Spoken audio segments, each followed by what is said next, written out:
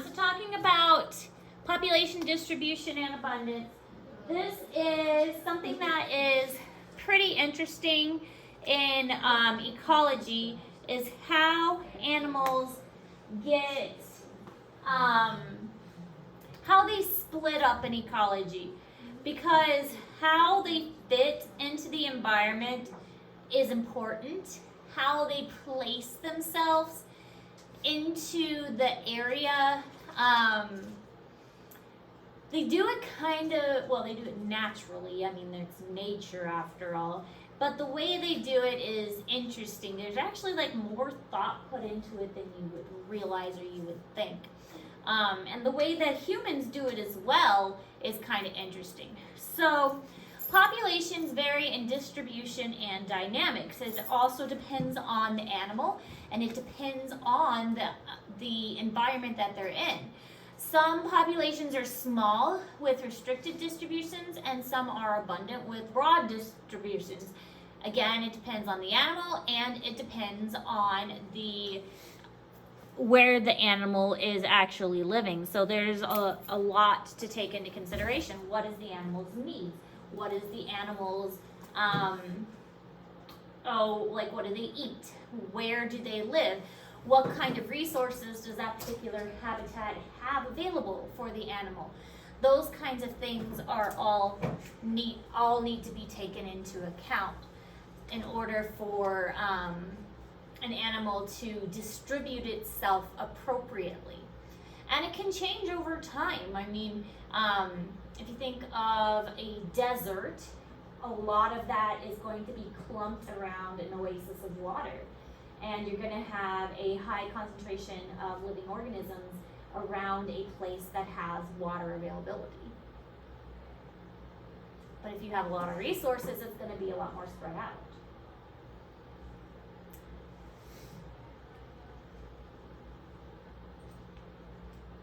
And so our new assignment, which will be due next week, the only thing we have due this week is the labeling, or sorry, I was looking at the wrong thing, I was looking at anatomy, is the food web. The food web is due this week. The bottleneck, I'm going to change it to next week. I think I've got it due today, but the bottleneck we'll have it due next week. What? I'm already doing it. Oh, okay, you turn it in. But I know Elena wasn't here. Oh, so. right. Oh. Yeah. Yeah, the ferret thing. But if you got it done, good, turn it in. But I'll just make it due next week. But the food web definitely due today. And if you got the bottleneck done, then good. But I'm not going to take off points for if you didn't get it turned in today. But the food web definitely is due today. But the population assignment that we will start today, that will not be due until next Friday. All right, so a population is a group of individuals of a single species inhabiting a specific area. Populations can be characterized by distribution or pattern of a spacing of individual, which is like the abundance and their density. It can also be based on the age or growth rates or like nesting habits or feeding habits. There is a whole variety of ways that they can be affected.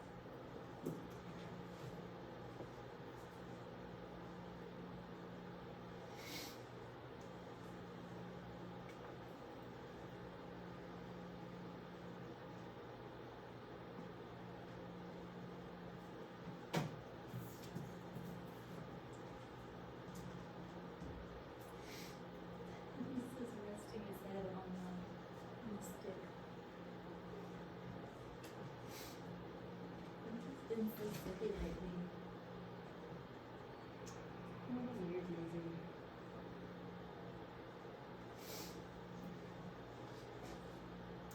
Alright, so this shows the population distribution of humans and how we are congregated in certain places as well. At least I think that's humans. Does it say humans?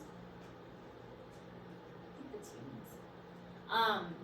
And that our populations are also clustered in certain areas versus other areas, and how the density of humans is greater in certain places. We tend to clump in cities, and that's just normal for us. We live in places that are more convenient to us, that have places like stores and other people, and we just like to live together. We don't often live in isolation, and we like our conveniences too. So it's not surprising that our distribution pattern is going to be in places where there are more. So, distribution limits. The environment limits the geographic distribution of a species. We can't have overwhelming numbers. The environment cannot support overwhelming numbers. There is a certain amount that is feasible for our environment to support. If we try and go over that amount, it's not healthy for the environment, and it's not healthy for the organisms that live there. So this compensation requires a certain amount of energy. So regulating our body temperature, the water content, things like that, we need to have these limits in place in order for us to be happy and for the environment to be happy. So no single species can tolerate the full range of Earth's environment.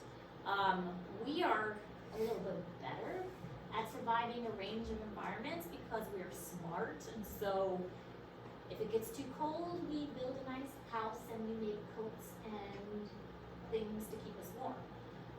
If it gets too hot, we make an air conditioner and things to keep us cool. But even we can't tolerate like super extreme conditions. And the same is true for animals. I mean, I know I've mentioned multiple times, we can't take chinchilla and place it in the desert, and we can't take Liz and place it in, Antarctica. So animals are made for their particular environments.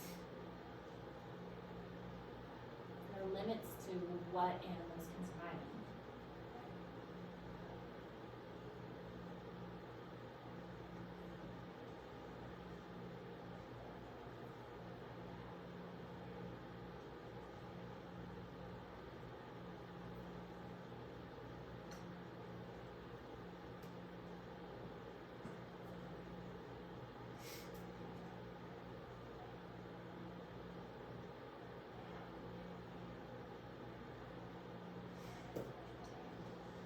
Do you know that axolotls are threatened in the wild? Really? Yeah, I was messing around on the link that you gave us for Black-footed ferret assignment. Oh, the IUCN? Mm-hmm. And I was looking up all sorts of things, and axolotl was just one of the things I happened to look up, and it was on the threatened list. I'm surprised though. Yeah, They become so popular, I bet people will go out and catch them in the wild as pets. probably. And also because they're amphibians, they're sensitive to water changes, and with the amount of water pollution, I bet that's an issue too. Makes sense. They would live in rivers and streams and ponds. They are basically a type of tiger salamander that just never fully develops. What? They're like a tiger salamander that just never loses its Don't they live in caves?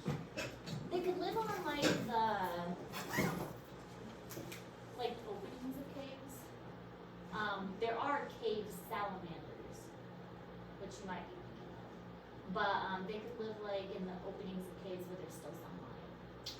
So, but they would live in like streams and stuff. But yeah, they live in the U.S.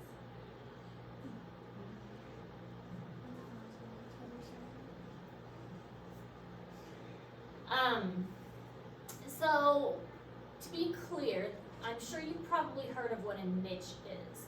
A niche is, but you may not fully understand what a niche is. I'm sure you've heard it before. Niches and habitats often get confused with each other, but a habitat is an animal's home. And niche is a little more complicated than that. There was a definition that was given, I saw somewhere when I was looking up notes for this that I really kind of liked. And I think I have it on the next slide. But a habitat is the animal's home where the animal lives. And niche is how or where that animal specifically fits into its environment. So it's more than just the animal's home. It's how that animal is specifically fitting into that environment, what it's doing to benefit that environment. It's, I'm sure you've probably heard it yourself, oh, that person's found their niche. It's how that person has clicked in to where, it's like they found where that person fits. That's what a niche is for an animal too. It's how that animal fits into its surroundings. The idea, this concept, was developed by this person named Grinnell and Elton, they're two guys, and Grinnell focused on the effects of the physical environment, while Elton focused on the biotic and abiotic factors. So Grinnell was like the trees, and the physical like the grass, and Elton looked at like overall the rocks and the soil and the other animals. So they're kind of looking at similar aspects of what actually a niche is. The definition that I saw is a habitat is where the animal lives, and niche is the animal's occupation, what it's doing within its home. And I kind of liked how that described it. I think of the niche as the occupation.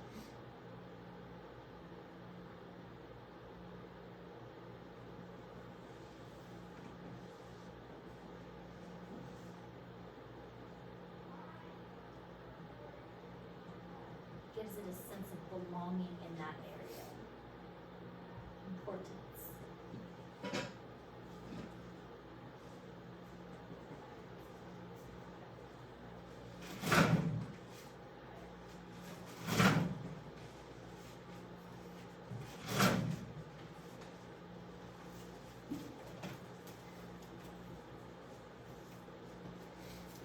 Alright, so address. Okay, so an organism's habitat is its address, while the niche is its occupation. So I like how that is described.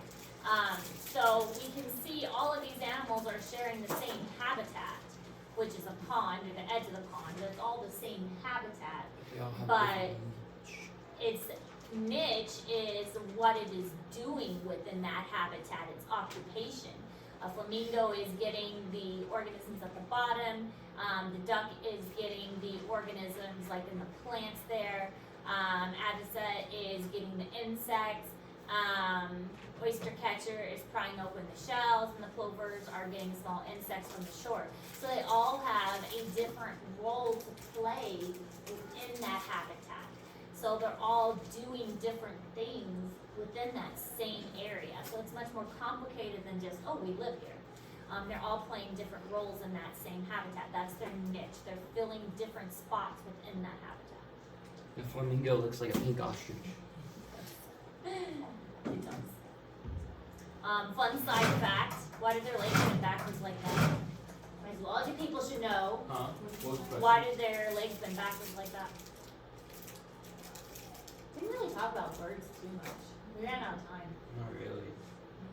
Yeah. My guess would be because that's just how they're made. Right. No idea. That's their ankle. I have heard that before. That's their toes. That's their ankle. So the whole bottom leg is technically their foot? Uh-huh. So would they walk with Interesting. That's their toes. This is like the arch of the foot, and that's their ankle.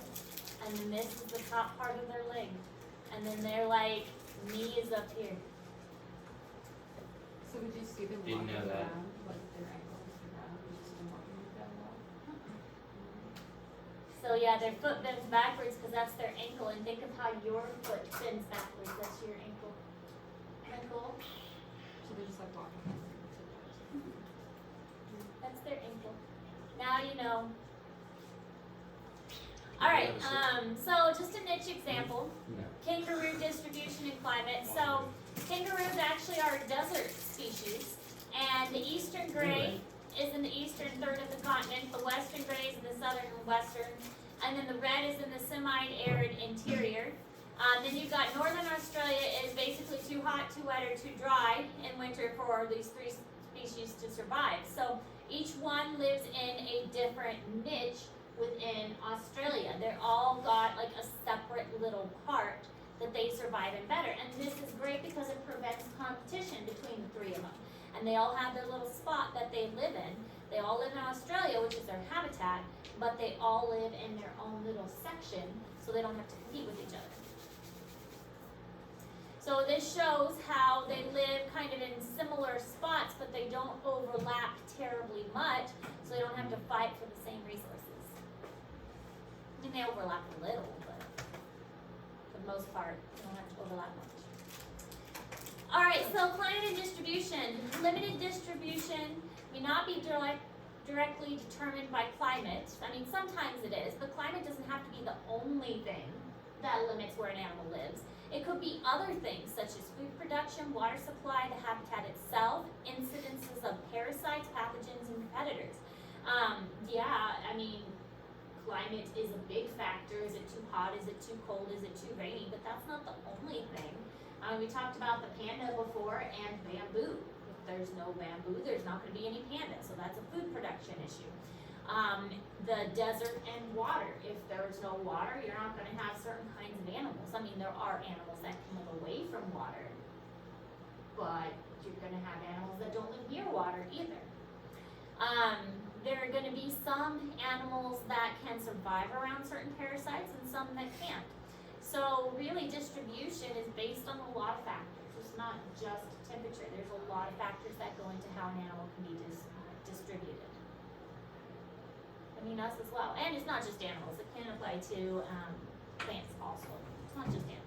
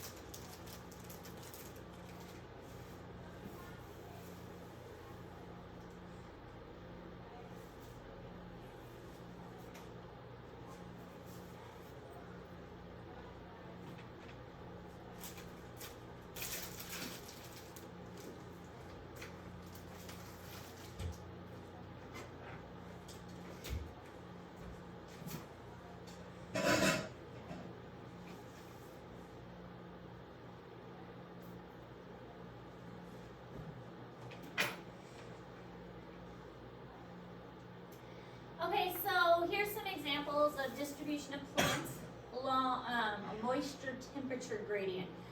Moisture is a big thing. I mean, I've mentioned before, where there's water, there's life, and that does continue to be true. The more water you have in an area, the more likely you are to find life. In Earth space, we just started our space unit, which everybody's pretty excited about. So we've mentioned that on Mars, they're finding more and more evidence that there was a big lake there, and that is proving that, you know, if there's water there, there was probably life there. So the fact that there was moisture here means that there is better chance that there is life in this area also.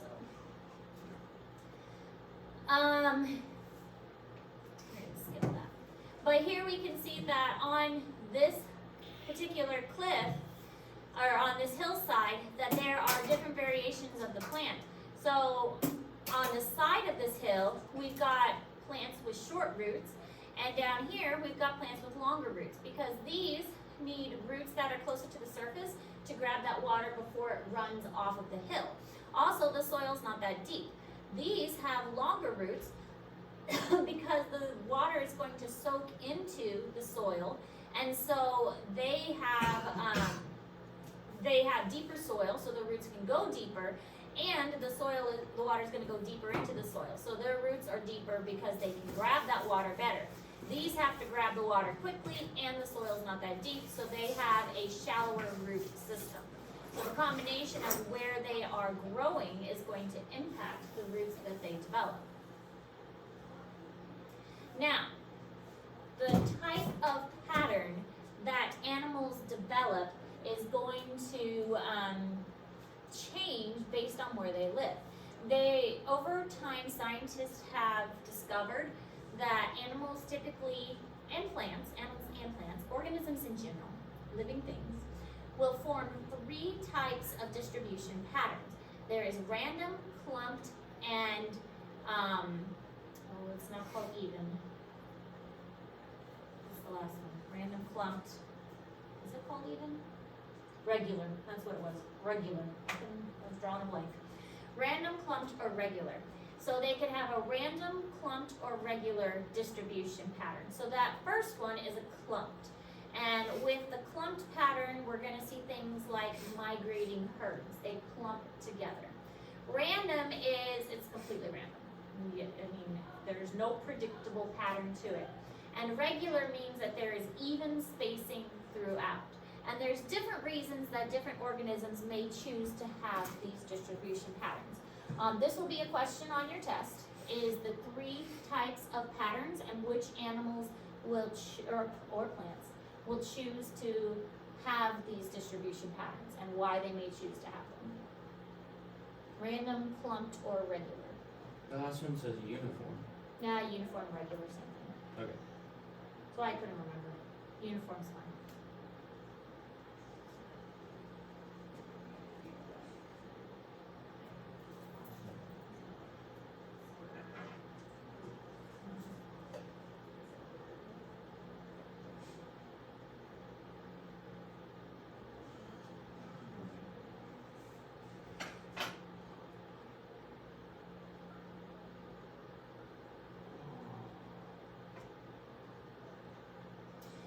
So, among these you can have, this can happen on a large scale or a small scale.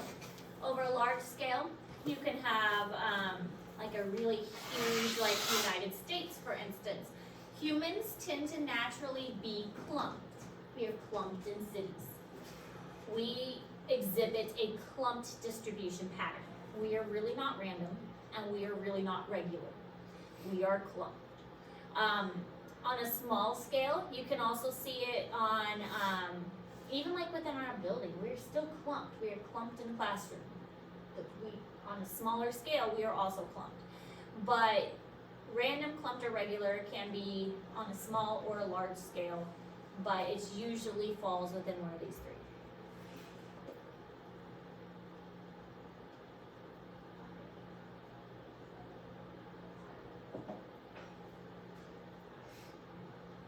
Regular or uniform is fine.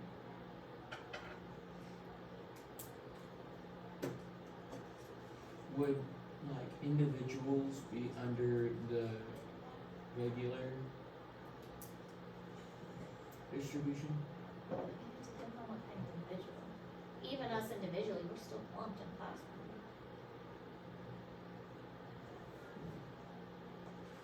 What if like there's an animal out there and majority of the time they live by themselves, but the only time that they would interact with another individual of the same species would be to breed?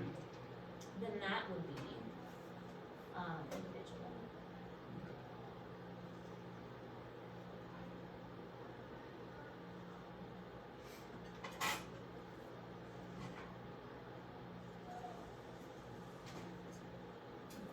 It's like 4 cockroaches in there.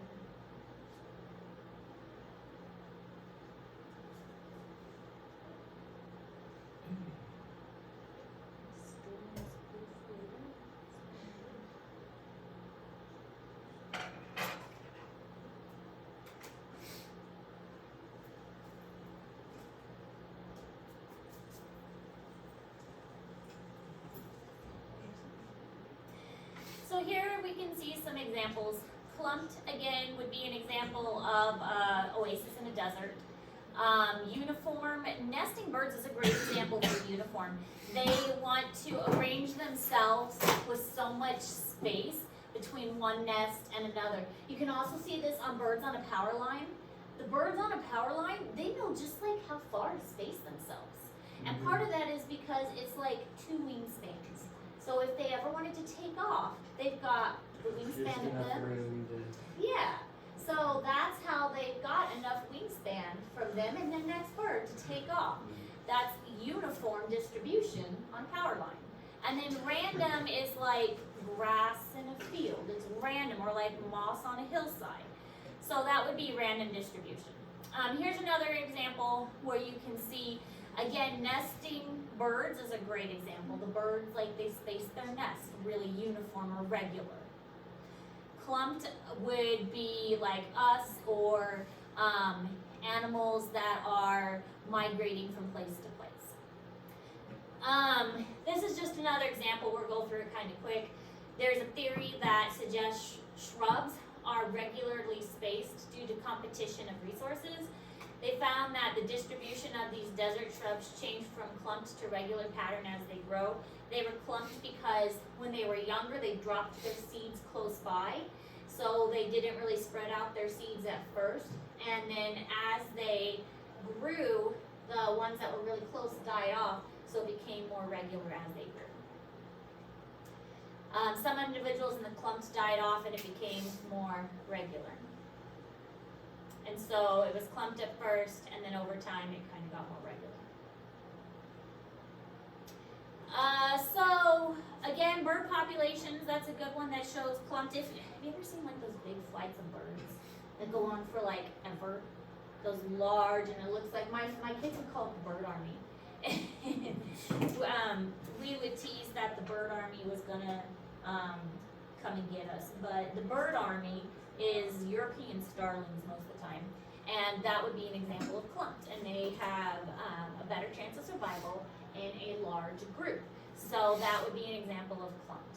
And you can participate in what's called the Christmas bird count. This is something that is done by the Audubon Society, and this is just a bunch of people who love birds that go out and they just count birds every Christmas or around Christmas time, and then they turn in the number of birds that they saw of each species. Then at large scale, birds are typically clumped together, and although when they're nesting, they do tend to be regular. So that's what we saw in that picture of those birds on the beach. They were regularly spaced apart. How do birds not get electrocuted when they go into I don't know. Way enough, really. They have to have some weight to them. And they're so light that it doesn't really register. I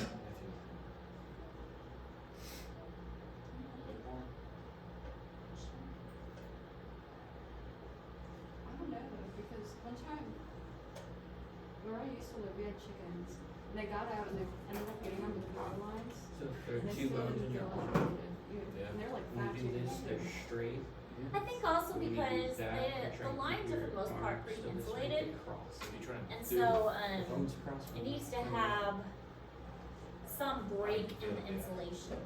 So you're trying to do like And even for us, we can touch the power line to some extent as long as there is no break in the insulation. Well, have you seen like that TikTok girl that like got thrown from her car and one of the rags was on the power line?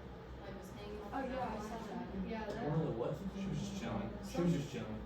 some girl had this huge crash and she got flung out of her car because she wasn't wearing a seatbelt up onto the power line. She was just hanging by the power line. Yeah, let her Yeah, like look it yeah. up. It was She was just chilling. And I think that goes back to just people smellifying you. You're sitting on the power line.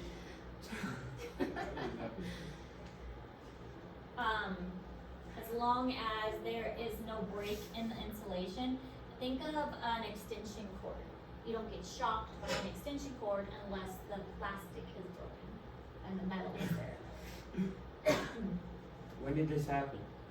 I don't know. It just popped up on my For You page one day, and I thought everybody was joking when they were talking about it. But she really got thrown. I saw that a while ago. Yeah. I thought everybody just look at girl hanging on power line. Yeah, just look up girl hanging on power line. This is You'll why find we it. should wear seatbelts, yes? Yes. Safe children. Scares me as a mom.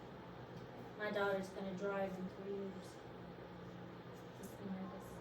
Alright, anyways. Densities of many are highly correlated with body size.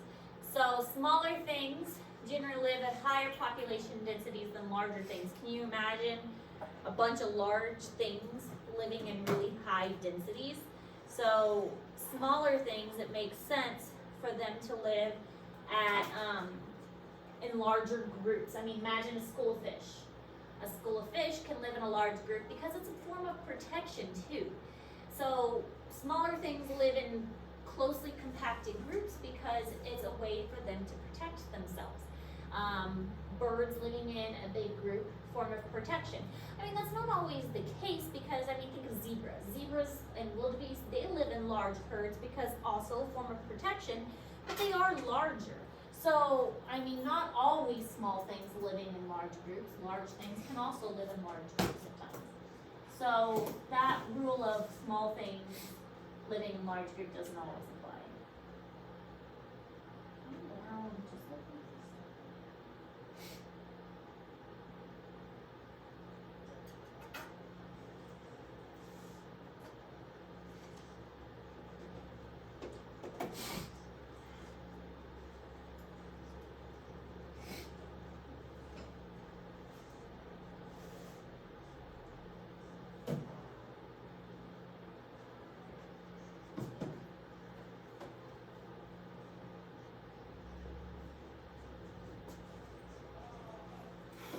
This kind of shows a graph of how this works. So as you can see on the chart, population density is on the side.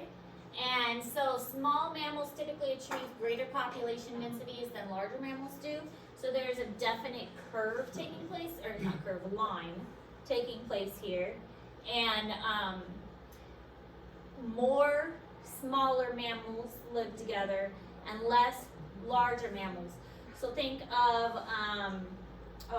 elephants do live in herds together, but an elephant herd isn't going to be quite as large in number as maybe a smaller group of animals would be. Like an ant colony. Now, herbivores, the population density of herbivorous mammals decreased with increased body size.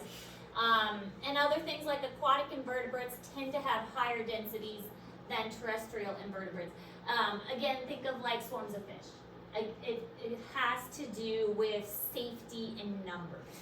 Safety in numbers. It goes back to, I want to be safe because the more there are in this higher group, the safer I am going to be. So safety in numbers. And same thing again as Isaac was saying with birds. I mean, the more birds in a flock, the better chance I have, me as an individual, of being safe. Lots of birds means I'm going to, there's more chance of my neighbor being eaten than there is of me being eaten. So I'm going to stay with all these other birds because there's more chance that the other bird's going to be eaten. I mean, it's kind of a selfish way to think, but it works if you're a bird.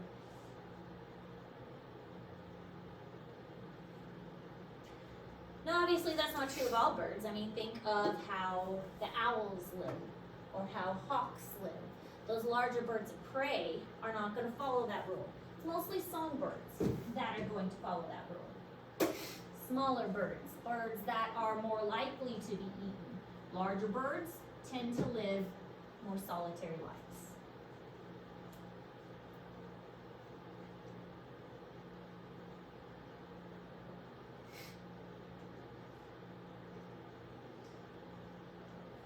I was driving to school the other day and there's this beautiful, couldn't tell what it was, but a huge bird.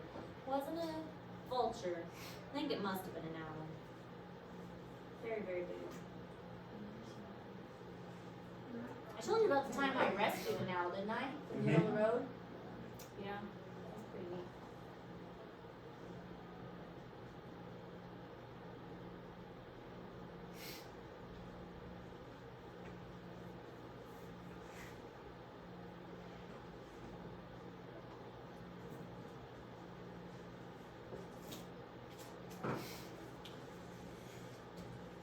was watching this one video and it was on YouTube of these snorkelers or scuba divers.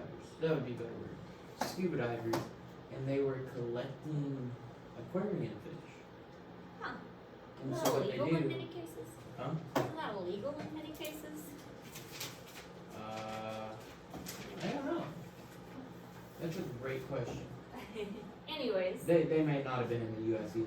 They might have been in like Australia or something. Anyway, I think now that you mentioned the illegal part, that may not be such a great idea anymore.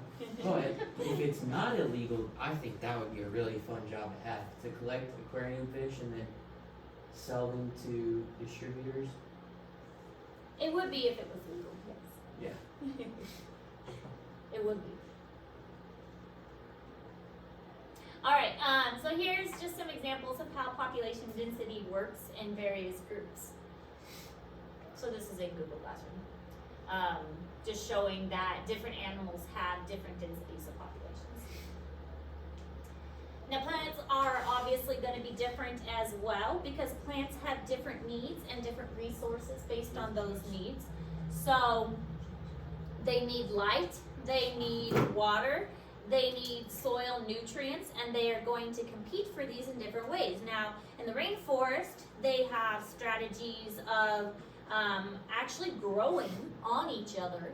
So some plants will grow on the taller trees. Bromeliads are a great example. They will grow on the branches of the taller trees to get the light that they need. And they create like a whole nother little ecosystem. Frogs frogs will lay their eggs in bromeliads that catch water on the leaves and the branches of the trees. But anyways, as trees grow, density declines progressively through self-thinning because the trees will cover and filter out the sunlight and prevent the sunlight from reaching plants that are smaller down. So that's why it gets dark in a forest. The plants that are lower down in a forest, they need sunlight too. And that is also why when a tree falls in a forest, suddenly you have this massive growth because all those seeds and all those plants that need sunlight are suddenly have access to sunlight. So they're going to grow really, really quick when that tree falls until there's no more sunlight because they've all grown really, really quick. Look, there's this certain type of goldfish. It looks like, is it a random red cap? Do you know what I'm talking about? The ones with the really big heads. Yeah. Goldfish, or the big eyes. No, it's the bigger ones. The big heads. Though They look like I'm they not have like a sure. cap. But I know that there are these fish called flower horns, and they are like really big freshwater fish. And most of the time you'll see the pink ones, and they've got huge bubbles. The one I was looking into, because I've been wanting one for like 3 years. So I've been saving up for one, and the one I was looking at, it was a certain type of goldfish. I just don't know what type it was. Because I already clicked off the website on accident. But yeah. It was like kind of bluish, like orange and blue, and had flecks around. Well, it's good.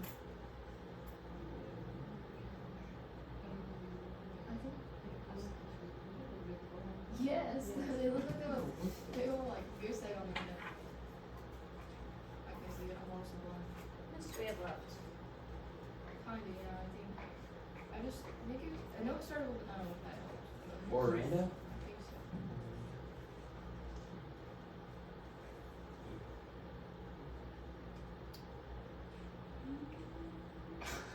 It's like some sort of fruit. We've got about 8 or 9 minutes left. Yeah. Let's go ahead and stop here. This is a good stopping place for today. We can pick back up here next time. Your new assignment is looking at human population densities and comparing the human population densities over time. It's actually kind of a fun activity, looking at a chart of human population densities and comparing them from the past to the present, and then it makes future predictions. Did I post the assignment? me check. But the assignment is looking at a chart and comparing the populations over time. Who's that for advisory? Oh, for advisory. Okay, thank So you. I gotta use the bathroom. Come on, Simon. But the food web due today, bottleneck due next week, and then the new human population analysis will be due next week as well.